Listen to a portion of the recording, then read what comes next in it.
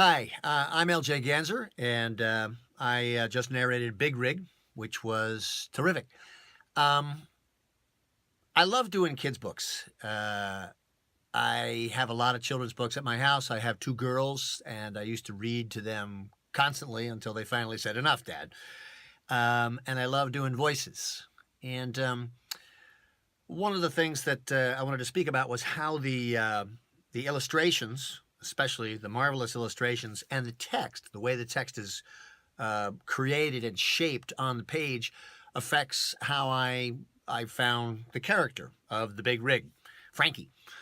Um, the the uh, the words have a certain, and, when you think about it, illustrations, words are illustrations as well, if you will. The way they're shaped, they're shapes that we somehow can interpret into sounds, and I'm fascinated by that.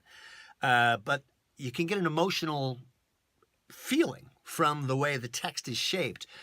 And that marrying that to the face of Frankie with the eyes and the mouth under the grill of the truck, I started to get when I read through the book, several times before I came here, I got a kind of optimistic, energetic, but mature, and a little bit of a devilish side to Frankie when he's like, "Come on, kid, let's skip school and go for a ride." That kind of feeling. So that permeated inside me and percolated around a little bit to think about, when I'm with my kids and, pushing the envelope a little bit where it was like, "Come on, let's do something. We won't tell your mom about it." That kind of feeling. So, so I use that to help get through, Frankie. Frankie's a guy who loves his work, and so that was fun to get in the cab with Frankie, and to take off and have that adventure.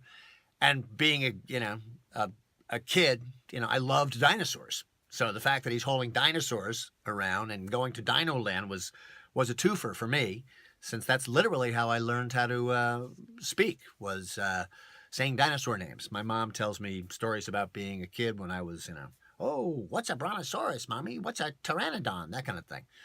Oh, and the one other thing I wanted to say was, when I was younger, I actually illustrated a children's book, which remains unpublished, but it was great fun to illustrate it. And I realized that when I drew a lot as a kid in my teens up into my 20s.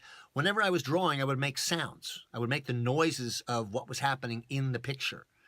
And so I guess that skill has stayed with me. When I read the book, I'm kind of doing the sounds of the things that are happening inside the book as well.